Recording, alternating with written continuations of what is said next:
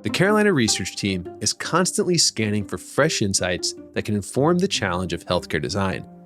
The voice of clinicians in the design process is a tremendous source for these new insights, and this roundtable brings together key board members from the Nursing Institute for Healthcare Design.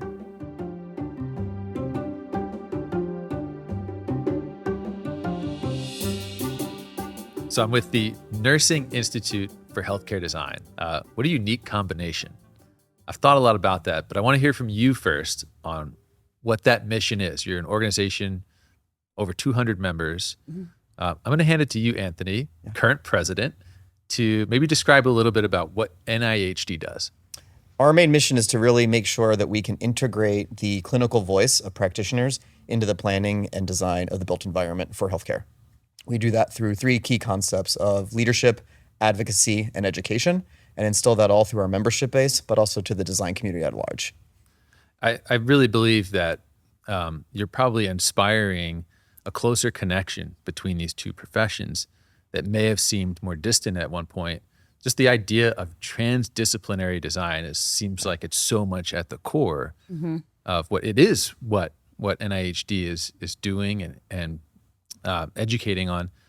I guess I'd love to get into that because I'm trying to imagine what are those outcomes for bringing the practice of nursing and the practice of design together. Are there specific things you could point to that maybe we would recognize in a modern hospital today? I could take it away. Yeah. So I work in a hospital that I was lucky enough to be in the beginning phases when we were designing it, and they brought me on through a consulting firm because I was a nurse. And a lot of what we did in the beginning and how it makes a difference is we build like mock-up spaces and we actually walk through it. So walking into a room and having the hand sanitizer right there, having the glove box where it's supposed to be, having the like the nurse clinical space, having the patient space, and having the family space. When you're a clinician, I don't care how many years you're experienced in design or anything, but when you're a clinician, you just see it. It's natural. It's just something that if I were to put the glove box on the other side of the room, it just like, this makes no sense. So I think in like a general sense, it's just being able to walk into the space and know. And that to me is just very, very, it's unique. I was involved in a hospital build where nursing wasn't at the table. And when we moved in, it was just super chaotic. It wasn't a good feeling at all. We did a lot of changes and to me, like money, right? You pay up front or you pay at the end. We had to do a lot of changes to the, like where things were that we could, some things we couldn't change, but that really to me showed a big difference. I think one of the things you'll hear me talk about a lot is the operational intent. What is the operational intent of the space meant to be? How is it intended to be used? And by having clinicians, providers, staff at the table with the design team, the designers and architects aren't trying to make it complicated. They're not trying to create it in a different way. They just don't know. So taking the time on the front end in design to understand those workflows, to map out those studies, to understand what the operational intent of that space is intended to be, then the medical planning and the design can follow, right? So if you have an understanding first of that, and that's what happens when you bring clinicians to the table at the start. You can't emphasize enough that bringing them in after it's already been drawn is the wrong way, because then you're going to spend time redrawing, and then that ends up making people not want to have clinicians at the table anymore. So if you have them in as early as possible, it saves a ton of money because you're actually bringing them in at conceptual design as opposed to design development. People think you need users, clinicians at the time where you're pinning things on the wall, placing outlets.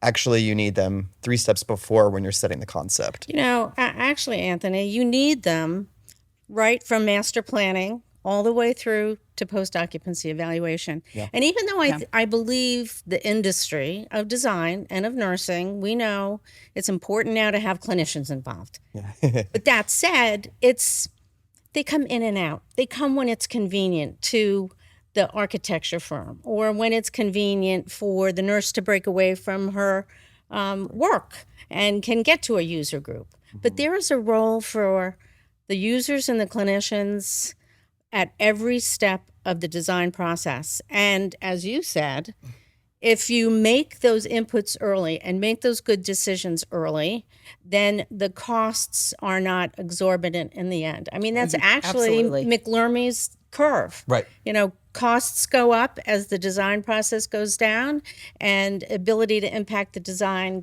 goes down as the process goes along. Right. Yeah. Right. I mean, I've had architects, we always ask our clients when we're brought in, let's say for a transition project, will the users have an opportunity to raise their hand and say, this isn't going to work, it's not right?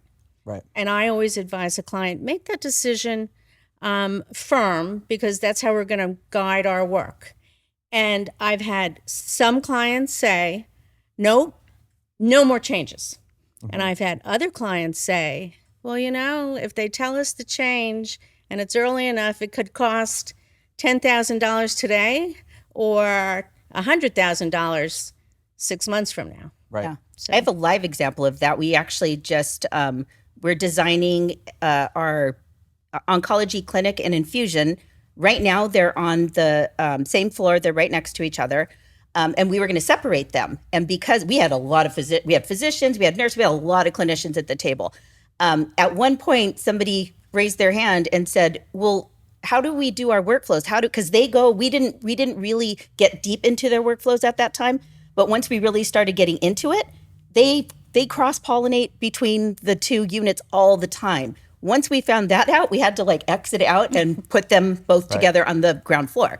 And I mean, we literally, and my VP is just amazing that some people wouldn't have entertained that, like you said, right? But she knows so much, and she listened, and we were able to redesign that. But that was expensive, but at the beginning, right? We would have. If you did that in DD or CD, it would have been astronomically higher. Yeah. Right. Yep. But even more important is that a nurse is going to figure out a way no matter what. So Yes. if you don't involve the clinician at the beginning, you move forward with the design, it doesn't fit the operations, doesn't fit the workflow, they still have to get the work done. They're still going to do what they need to do, take care of the patient. And that may take 100 extra steps. Yep. That Inefficiency. might take 3 other inefficiencies to actually get done the job, but that's a nurse's salary and benefits and additional staff for the life of the building. To add more is significantly more expensive than any construction project that you're going to undertake. I think one of the challenges, though, is even enabling nurses to think that they have that voice in built environment and design. A lot of the times they're the most creative people, and they know that building more than anybody. We spend 12 hours a day, more than that on a shift. They know every crack in the wall. They know every slip on that floor. But one of the things that I've noticed, especially in low resource environments, is that they actually shy away. They don't consider themselves users because they don't consider how the environment actually affects their work until we actually show them that it's impactful. So one of the things I think that we really focus on, especially in low resource, is actually doing a day -1 evaluation of the culture, of about how the environment actually affects those nurses and providers, but also as community members, their patients there too. Yep. So sometimes we call it having this out-of-body experience and looking again as a patient, and then kind of telling us and being able to tell that story. Yeah. So that's one of the things that I think really helps to have that clinical voice, is actually enabling that voice and training them in how to appraise the built environment so that they can be really good user groups. Yeah. Well, that's because they just don't know. They're nurses and doctors and environmental service workers, and they're not architects and designers and engineers, just like the engineers and the designers are not nurses or doctors. So I think there's an educational component. I mean, I'm always amazed when I go into a user group and I've got a lot of high-powered people, the chief of staff, and they're really kind of shy. Yeah. Even though they're muckety-mucks in their own field. So, I think we have an opportunity through NIHD to educate designers around the healthcare industry and to educate nurses and clinicians around the design industry. Yeah, there's this innate vulnerability, I think, that comes around that change in environment. And I think that's something that as clinicians, we're very uncomfortable with that, not understanding or knowing. So I think that's another part of education, is being comfortable with vulnerability. I love the passion that each of you bring to this subject. I can feel it actually emanating from you. So you must have all had a personal journey. that's part of how you got here, how you maybe had your light bulb moment. Yep. Did any of you have a moment you can recall where it was like, okay, I understand the core value of NIHD. I understand why this is so important, and I want to dedicate this time to it? I have a really personal experience with NIHD. As a PhD nursing student at the University of Arizona, we received a quick email that said, "Who wants to be part of a PDC Student Design Challenge? We need 2 of you. Volunteer now." And I got voluntold. And I didn't really understand what that was. I didn't understand that world. And it was in partial sponsored by NIHD. Yep. And it was one of the most transformative weekends of my life, where I felt like there was this world that I was circling for so long, and there's this other piece of systems understanding.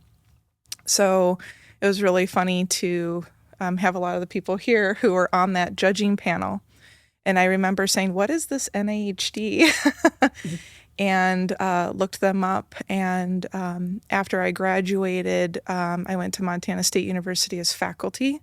And that was one of my first things I did, was became an academic partner with NIHD. And just last year, my first cohort went to the PDC Student Design Challenge.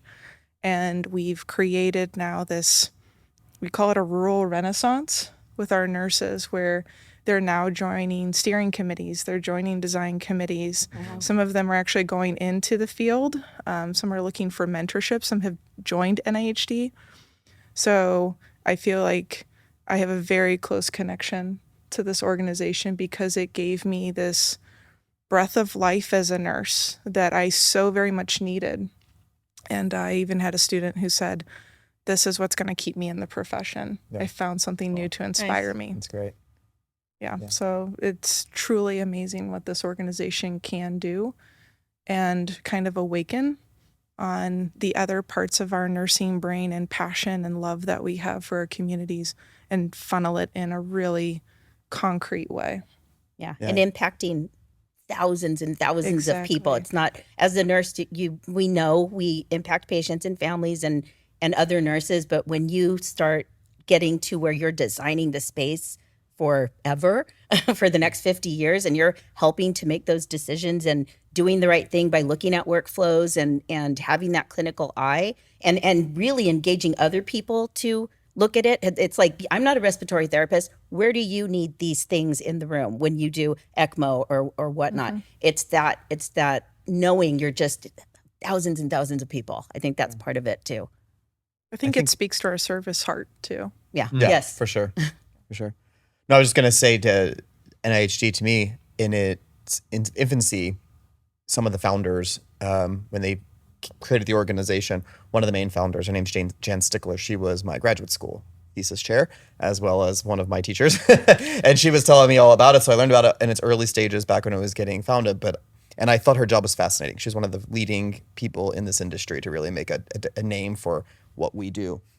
And I was like, well, this sounds like a great job and sounds fascinating, but I just finished grad school. You just read my thesis and has nothing to do with design. So that sounds fun. See you later. And I graduated and started running hospitals and kind of stayed on my administrative track. But then in 2016, I joined a design firm, Perkins & Will, and found that I was kind of in this, the world's second largest design firm, but no one knew how to use me and what to use me for. And it was quite interesting. And then I realized on the client side too, they didn't really know how to maximize the usage, and that there was a very small community.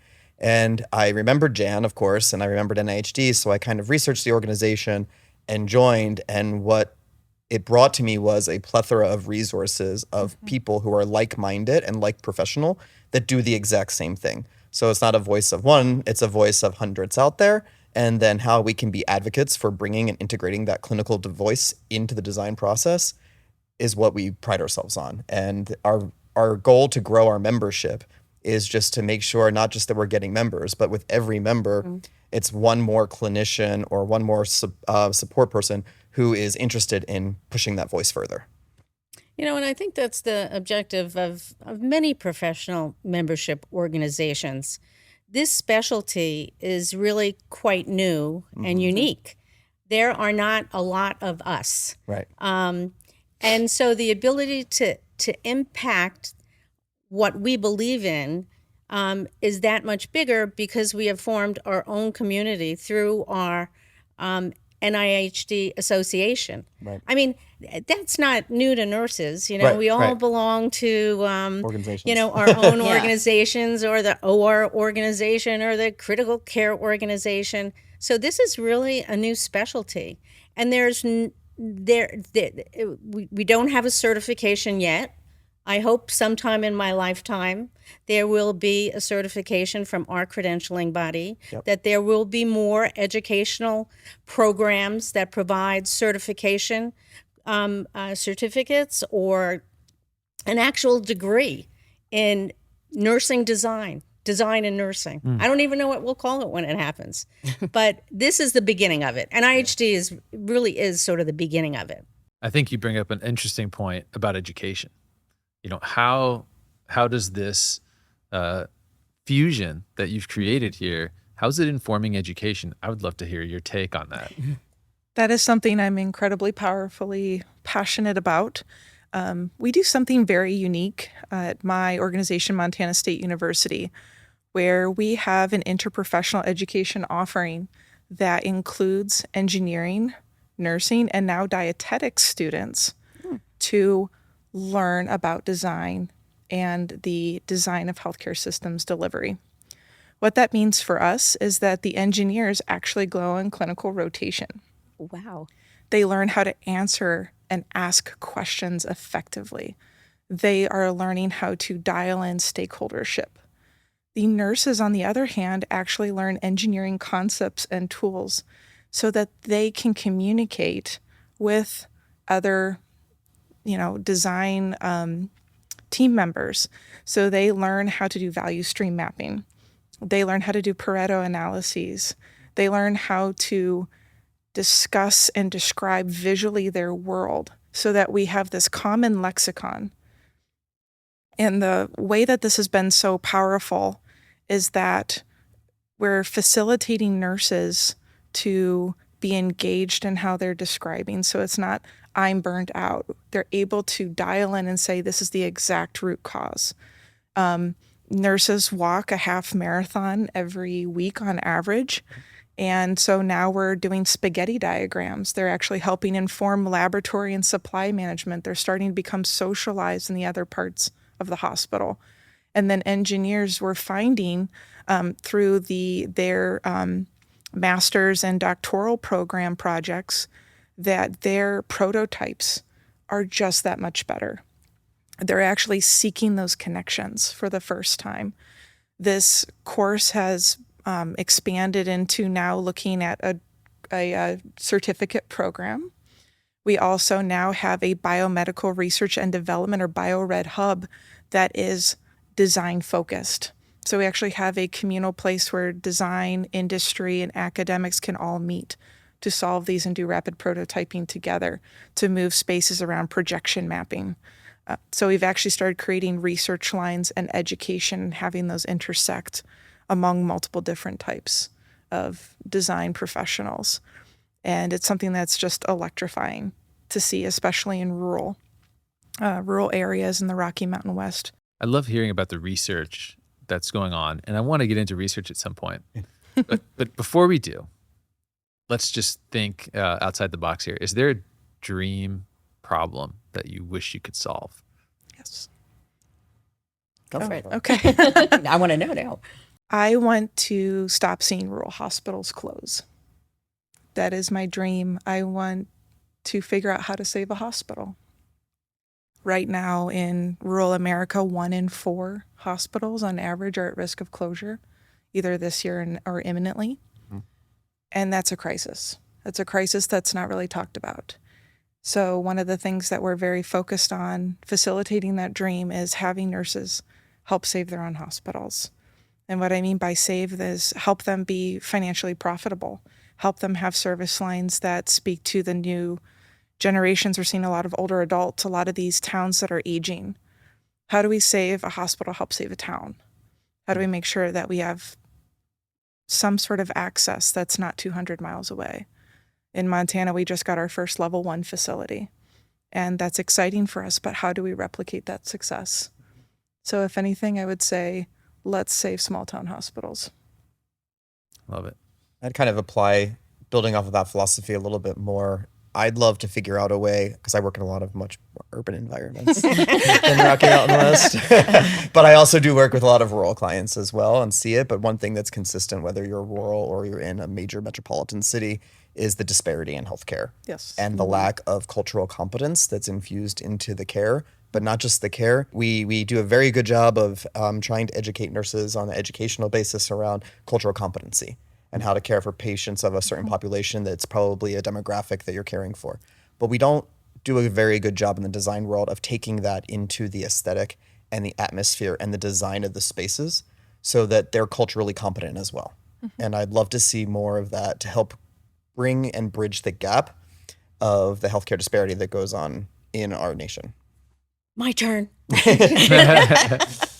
So my background is in nursing administration. So I have been a nurse leader for, the first 3 decades of my career before I went into design consulting. And the greatest challenge that has never been solved, is how do we align the resource requirements with the resources available? And I'm talking about human resources. So it's the staffing thing. Now, I know because of the interplay between how does humans affect the environment and how does the environment affect humans, that's a number in that equation. And so I want to figure out that equation. And I've been working on it for literally decades. But design is part of the solution, not just what's the number or how many nurses can we make or train, or how can we take care of less patients or make them easier to take care of. Design is part of that equation. Yeah. And going on that, one of my passions is quiet space for nurses. When I was a floor nurse, my specialty was bone marrow transplant pediatrics, and you'd have some terrible, terrible, terrible times. In the ER, same thing. L&D, same thing. And when we had a bad moment, our quiet space was the bathroom. And there was one bathroom. So if you needed to go take a cry or just, get out of the situation, whatever, that's where you go. And to this day, that's all nurses have. Right. At where I work right now, Stanford Medicine Children's Health, we have a lot of respite spaces. We're in California. We have gardens. We have an employee garden. I mean, it's beautiful. We have a lot of those spaces, but a lot of hospitals value engineer them out because it's not a profitable space. Right. And we need just more of those. Today, when we toured your facilities, it was so wonderful. Even when you had just this little booth that cut me off from the noise outside, I felt so re-energized in that moment. And it's just, nurses just need that break. So I think designing more of that just has to happen. I think the one positive thing that came out of COVID, not one positive, one of the positive things that came out of the pandemic. Work from home. I hate that. It's a different story, different podcast. But one of the things I would say is that the attention to clinicians' inability to have a space to either appropriately break, grief, and get away was heightened largely in the pandemic. Our clinical teams did not stop 24/7. Everyone worked from home, not the clinicians. Right. And they were burnt to the ground for years. Yep. And what the news and the media did do was show how horrible those spaces are for people who need to get away that just saw nothing but death and death and death and death for a long period of time.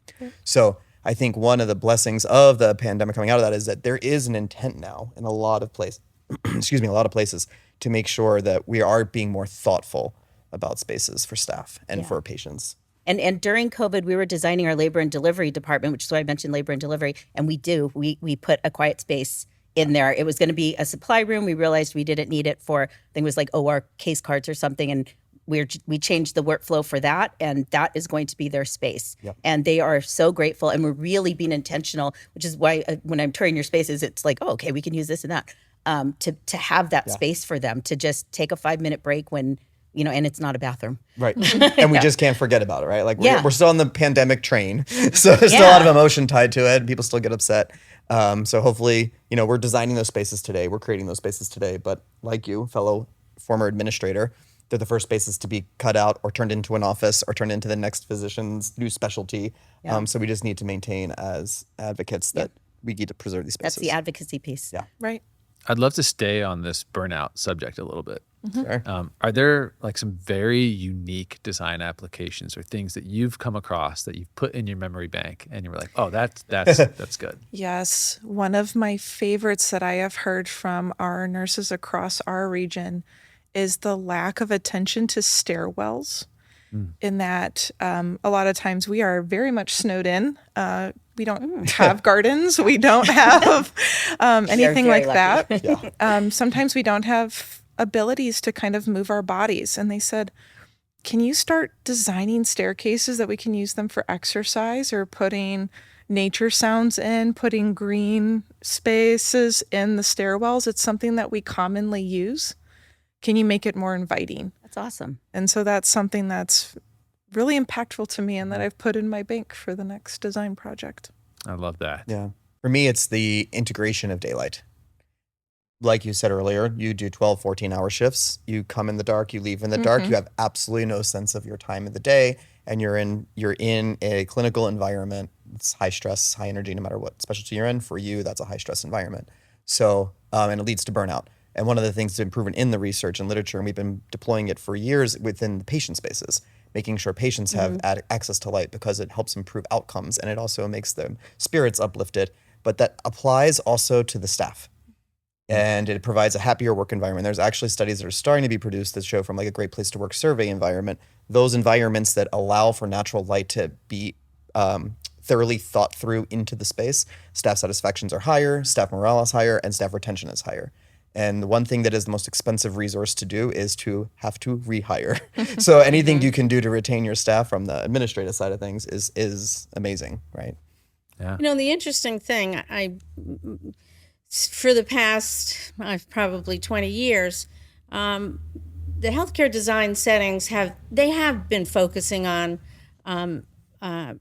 soft space, break space, but I would submit we don't quite have it correct yet. Yeah. So that the designers would say, okay, we know we need a break room, and centralized, decentralized. What does it need? Does it need lockers? Does it need food? Does it need windows? Does it need biofill?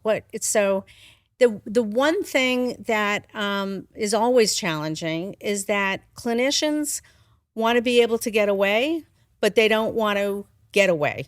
Right. I can't. Yeah. So, an ICU nurse will tell her, you or him, you must, leave your post and have lunch. But they don't want to, because they don't want to leave their patient. So now we're challenged with, okay, so how do we get them a space that's near enough that can do what we need it for them to do, to feel good and re-energize, but yet not be too far away from their patient. So we went from centralized break rooms, decentralized break rooms, little rooms, better locker rooms, individual rooms like the phone booths. So we're still, I think, the industry is still working on it. Mm-hmm. And I think for not a simple fix, but a fix that we found in even with our administrators who are getting burnt out, the administrators also had to be on site for like the command center and just making sure things still ran with COVID. It was really exhausting. So we have an art program where I work, and if I have an office, I can actually request an evaluation to have a piece of art placed in my space that reflects me. So I mean, it's just. So I have one that's it's John Lennon and Yoko Ono, like a little drawing, but it's nice because it's me. It reflects who I am. It's not something I bring from home. It was, and it stays with the hospital, but it really just makes me like to be at work a little bit more. I love my job, but that's just the coolest thing. I love that. Very cool. Thanks. This is a random exploration, and I could be way off here, but I'm curious about tech because I'm imagining this decentralized, centralized. How do you be close? Is like virtual spaces, virtual escape? Is that a conversation in the nursing world yet, or it is? Yeah, definitely. We work with, again, so here's the battle we always deal with. There's great immersive experiences that we can create, and we start to talk and plan this with all of our teams. But then there's the money side of it. And these things are very expensive. And design projects cost hospitals or healthcare organizations, even if it's a clinic, a lot of money.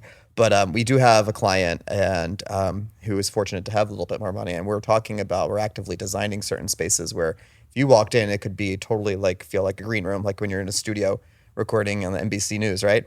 And then within me going into the room and pushing a couple of features, I could be transported somewhere else in the world and have the sound and the feeling, kind of like that Disney experience, right? For anyone who's done those immersive Disneyland rides, an immersive Disney experience in the room to truly feel like you've escaped.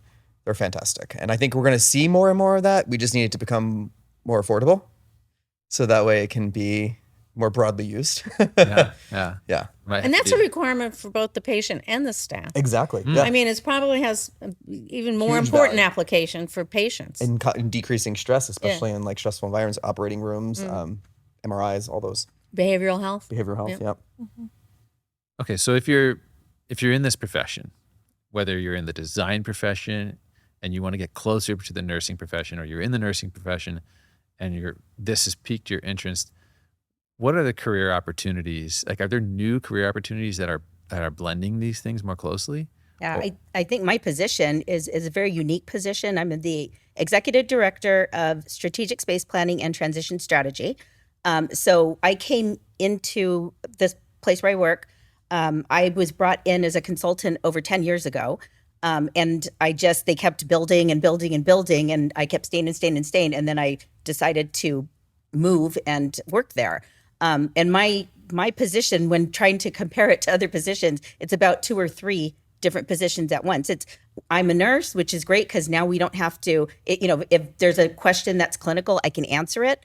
I don't know everything. I definitely have my fellow nurses who know design that I can ask questions to, but my position is very unique. I'm very, very lucky to have an organization that believes that this is so important to have nursing at the helm. And my VP is also a nurse. So she really was like, no, a nurse has to be here. So that position, I think, is just a unique opportunity. And I'm hoping more hospitals look at it. And we were talking about this earlier, Chris, that when you design, you have to have a clinician at the head. You just have to. I would say that almost all of our jobs are probably pretty unique and niche for where we are. There's not an abundance of jobs that bridge that gap of clinicians and design in the design world. It's also a unique talent set that comes along with that, being able to speak both languages and understand both languages. But one of the things I always advise people who are younger in their career or just have an interest in it is that you can very easily be involved at your hospital if you have any type of project. So there's no project that is too small or too big to have a clinician's voice at. So if the department is about to be redone or remodeled, we're going to look at some new workflows or talk about an adjacency downstairs that's going to impact the department. Get involved, say you're interested, and just be present because you'll learn as you go. We've all kind of learned as we went. And I went to school got my master's in healthcare administration, definitely not in design, but here I am in the design world, right? So I think that no project is too small to begin to have your voice heard, and you should do it. And it's about empowering them to think that their voice matters. I feel like that's my calling and my contribution to design is to put one more nurse there that's confident and feels like they can walk across that line and stand tall with that voice. And if we can do that nurse by nurse, then this is going to be a change in movement. Yeah. And they do have a community now. They have NIHD, which is really, it's true. the club. It's It's where you can reach out to a fellow member. We have resources. We can, connect. I think that if a nurse has a keen interest in the environment and especially the built environment, they can, as you said, Anthony, find opportunities. I think of nurse informatics. 15 years ago, it wasn't a specialty. There was no such job. There was no such degree in informatics for nurses. And now every single hospital has a couple informatic nurses. And whole companies have employed dozens and dozens of informatic nurses. So, I kind of use that as a benchmark of where clinical design and nursing is going to intersect. Well, and the time is now. I think many of us after COVID, we were charged with renovation, rehabilitation, or redesigns of our space. We found out what didn't work very, very quickly. So I think that there's this call to action or sense of urgency to bring nurses into the fold and give them also this new breath of life, that there's another way that you can bring that service in a way that's very unique to contribute to your community. Yeah. And you don't have to make a career out of it to contribute. Absolutely. You could be a bedside nurse and participate in a process and give just as much contribution, right? Like I did a lecture for Nurses Week, and I always try to tie whatever we're talking about back to the numbers. We are 29 million of us in the world. So if every nurse touched one project, I've touched hundreds of projects since I've joined my firm, but if every nurse touched one project, that's 29 million spaces that could actually be informed, right? So just thinking about the ability as a profession, and I think that's where we kind of really need to just keep our NIHD focus and kind of come back to that as like, we are a powerful group in numbers. Yeah.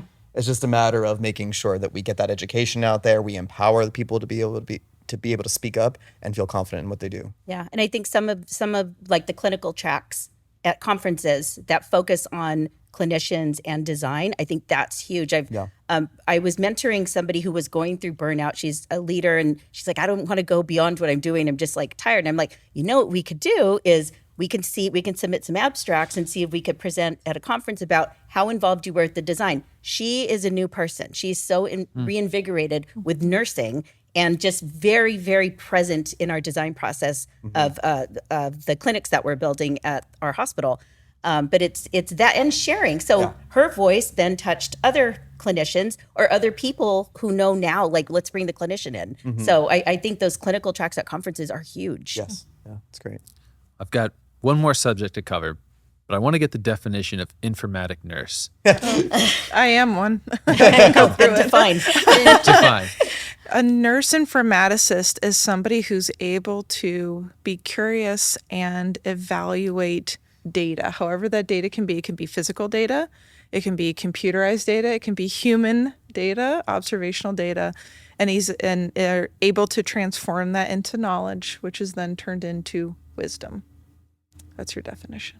Well done. And maybe a little bit more concrete is when the electronic medical record became standard. So that was the late 80s, early 90s. And it was originally a billing program. It wasn't a clinical health record. It was not for documentation. So there was a need then for someone who understood nursing care, health care, and documentation. Patient care, and documentation to interact with the data companies, with Epic,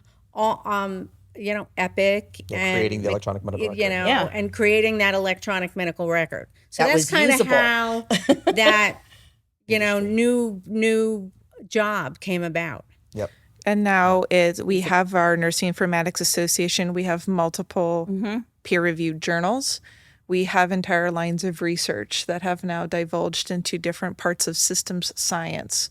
So looking at how a health record is then integrated into health outcomes, that translatability, the usability, and the experience of how to convert data into cultural know-how. The fun part will be when we take all of this ridiculous data that we've been collecting for all these years and use AI to actually inform what is happening. That's going to be the next job for the next nurse informaticist. That's a whole other topic, and well, one that I focus on quite a bit. We'll go a little bit in that direction, right? Is that the idea of, grabbing what's next or unlocking better design through research, evidence-based design, essentially. Yes. Let's talk about what you're tracking. Is there are there problems that are just like ripe to be solved? We're just missing the research and the data. And is there something that has been solved recently that you're really excited about? So we have multiple research track lines that we're doing right now, some of which involve eye tracking and sentiment data. So we actually track your emotions through corneal light refraction. So I bounce light on your eyeball, and through 16 different lights and 4 separate cameras, I'm able to know your emotions going through a space. Wow. We're using this to actually inform how we're training trauma responders. We use simulation mannequins. We have one of the only ones in the state that looks like a trauma. So for military grade research, it's helping us understand how we need to design not only our spaces, but also when we have different environmental disasters and components, how do we need to shift spaces around? It's a huge topic, especially with wildfires and climate change. Mm-hmm. So we're actually seeing how we can integrate active motion and feedback digitally to inform space. Wow. That will unlock so much, because there's so much that is not being said. I mean, so much of the designer is you're trying to hear all the things that aren't said. Right. That's but exactly now they'll be on paper. Yeah. And that's how we actually use AI. We use something called linguistic inquiry word count, or LIWC. It's a type of natural language processing where we're actually able to see how confident you are. We're able to take things that are not left unsaid and turn that into usable data to translate into space design. Wow. Is there anything else? So one of the studies that was really interesting to me was done around sound and OR and outcomes, because one of the biggest issues in safety in the OR is being able to actually hear what's being called for, right? You're passing critical instruments at critical times to the field, to the person in the field, the scrub tech to the physician, vice versa down in the actual space. And auditory acoustics are tremendously important. And it's very common during the design process for the the MEP engineers to come in and say, well, this is where we want to run the shaft, and this is where it's going to exhaust, and this is where it's going to bring in air, and we're going to circulate, and we're going to meet all the air exchanges that are required for the ORs. It's a very complicated space. What we did was we actually put sound sensors in and around the room that also correlated with body temperature and increased with stress. So it was a thermodynamic, but also acoustical study. And it actually really made a difference in the design as to where we started to place those ducts. So that way it was actually decreasing the background noise that was happening in the field, that anybody else would be in the room, it would just start to sound like white noise. But the buildup of that, when you're in a surgical procedure, actually augments what is being heard. And just by redistributing where those systems are, allow for a safer environment around the table. Wow. I mean, the stakes are so high. In the beginning, we were talking about saving money. Yeah. I mean, really, you're saving lives. That's amazing. Is there anything else right now? You want a building to last at least 50 years. And the fact of the matter is that it lasts some of our old hospitals, they're 7,500 years old. So you really do want to get it right, because if it's wrong for a very long time. What I personally would like to see more research on is to do some replication studies. 100%. We have done certain things within the healthcare design field, believing that it was really a great decision, whether it's certainly single family, it's single patient rooms, same-sided, family, the zoning of a room between the staff and the patient and the family.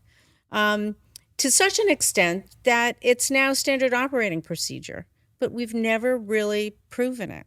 And honestly, those solutions are really expensive solutions. Or they never get fixed. And that's where we see a lot of things. If you don't have enough money for those fixes, it's in perpetuity. And then you've kind of ruined a rapport with the community as well, because they'll remember you for that mistake.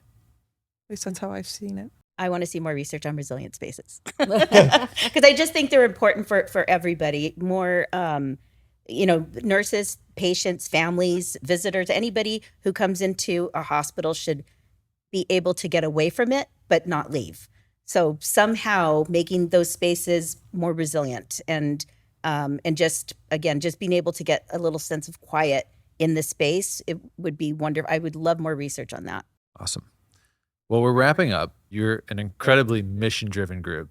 And I have to say, you're quite enjoyable to hang around with, too. Very fun group. Nurses are fun. They are fun. It's just, I'm honored to have the opportunity to share some of your insights. Thank you. Great. Thank you. Thank you for having us. Yes. Yeah, we're honored that you had us. Thank you.